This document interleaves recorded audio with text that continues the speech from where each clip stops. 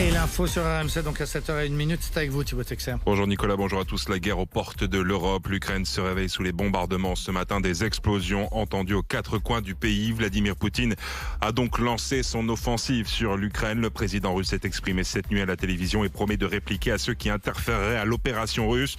Nous serons en direct de Moscou dans ce journal.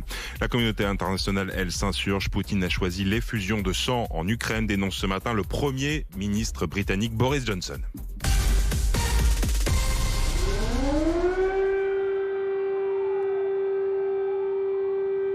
Et ce que l'on entend, Thibaut, ce sont les sirènes d'avertissement anti-bombardement qui résonnent ce matin en Ukraine. Et oui, à Lviv, mais aussi à Kiev, où des explosions ont été entendues. Déflagration également au nord-est, à Kharkiv, et dans le sud du pays, à Odessa et Mariupol. Conséquence de l'annonce du lancement d'une opération militaire en Ukraine par Vladimir Poutine. Jérémy Père, vous êtes à Moscou pour RMC et BFM TV. Le président russe s'est exprimé la nuit dernière à la télévision. Oui, absolument, un discours de 4 minutes 53, très précisément diffusé ici à Moscou, peu avant 6 heures, heure locale, et évidemment largement commenté en ce moment sur toutes les télés russes. Il a, dans ce discours, qui d'ailleurs sur la forme ressemble beaucoup à celui qu'il a prononcé il y a 2 jours pour reconnaître l'indépendance des 2 républiques autoproclamées dans le Donbass, celle de Donetsk et de Louhansk. Même tenue, même cravate, même position.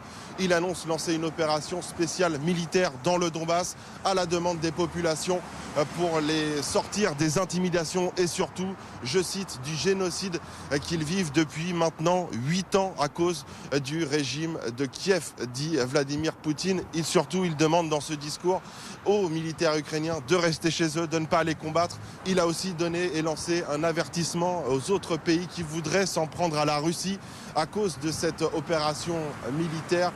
Ils vont trouver la Russie sur leur chemin et surtout la Russie ne se laissera pas faire. Et réaction ce matin du président ukrainien dans une adresse à la nation. Il annonce l'introduction de la loi martiale. Pas de panique. Nous sommes prêts pour tout. Nous allons vaincre, conclut Volodymyr Zelensky. À l'ouest du pays, dans le Donbass, région favorable à Moscou, on s'inquiète désormais des représailles ukrainiennes. Erwan est un Français engagé comme soldat aux côtés de l'armée russe. Sur le front, on a des bombardements qui continuent. Ça se rapproche même des zones centrales des localités. Pour le moment, il n'y a pas de combat terrestre, c'est-à-dire que pour le moment, les forces ukrainiennes du côté de Donetsk sont toujours dans les tranchées. Par contre, on a actuellement des dépôts de munitions qui explosent un peu partout, donc sur Kharkov, Mariupol, sur également Odessa. On attend justement des réactions assez violentes de la part de l'armée ukrainienne. Et les réactions sont nombreuses ce matin. Pierrick Bonneau, à l'unanimité, les capitales occidentales condamnent cette attaque en Ukraine. Le président américain Joe Biden, qui a eu cette nuit son homologue ukrainien au téléphone, a été le premier à réagir. Il parle d'une attaque injustifiée et évoque déjà une réponse forte et unie de l'Occident. Selon le Premier ministre britannique Boris Johnson, Vladimir Poutine a choisi l'effusion de sang en lançant cette offensive contre l'Ukraine. Olaf Scholz, le chancelier allemand, condamne et parle d'une violation sans scrupule et éclatante du droit international. Réaction également ce matin de la présidente de la Commission européenne, Ursula von der Leyen, qui demande à Moscou de rendre des comptes. Une réunion d'urgence des 30 pays membres de l'OTAN va se tenir ce matin à Bruxelles. Pas de réaction pour l'instant du président français, mais ça ne saurait tarder. Emmanuel Macron, très engagé depuis le début de cette crise. Et le chef de l'État qui s'est justement entretenu dès hier soir avec son homologue ukrainien, il lui assure que la France va lui fournir les moyens défensifs. Dès hier, le Quai d'Orsay a appelé les ressortissants français à quitter l'Ukraine sans délai. Et on revient sur la situation en Ukraine dans toutes les prochaines éditions de cette matinale, et notamment dans quelques minutes à 8h10, nous serons en direct avec Anne-Sophie Varmont, qui est l'envoyée spéciale d'RMC et de BFM TV à Kiev. RMC, 7h05. Les Républicains vont saisir le procureur de la République de Paris contre le journal Libération. Le quotidien évoquait hier dans ses colonnes des soupçons de fraude sur la primaire du parti, qui a vu la victoire de Valérie Pécresse. Je suis la femme à abattre depuis début janvier, expliquait hier soir sur BFM TV la candidate LR qui dénonce une tentative de déstabilisation. On est à 50 jours d'un scrutin où va se décider l'avenir de la France. De quoi est-ce qu'on va encore parler?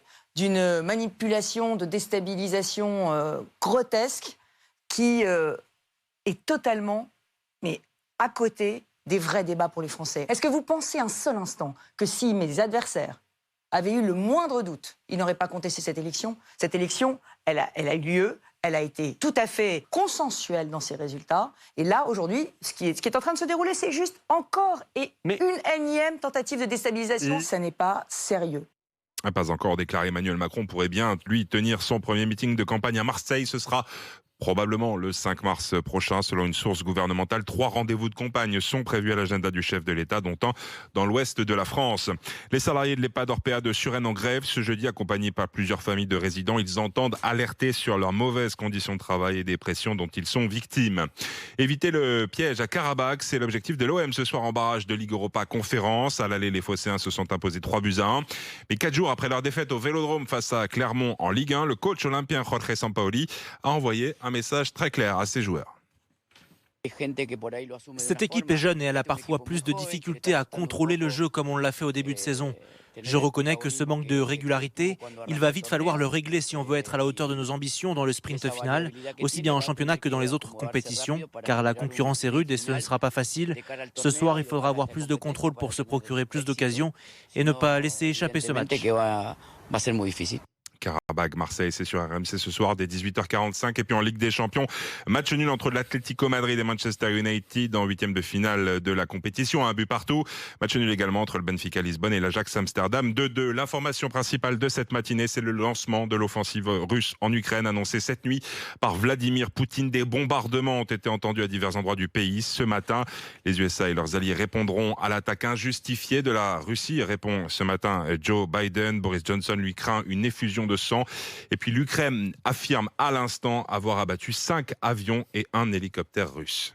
Voilà, situation très très tendue, donc avec une offensive notamment d'artillerie de la part de la Russie tout au long de sa frontière avec l'Ukraine, mais aussi depuis la Biélorussie.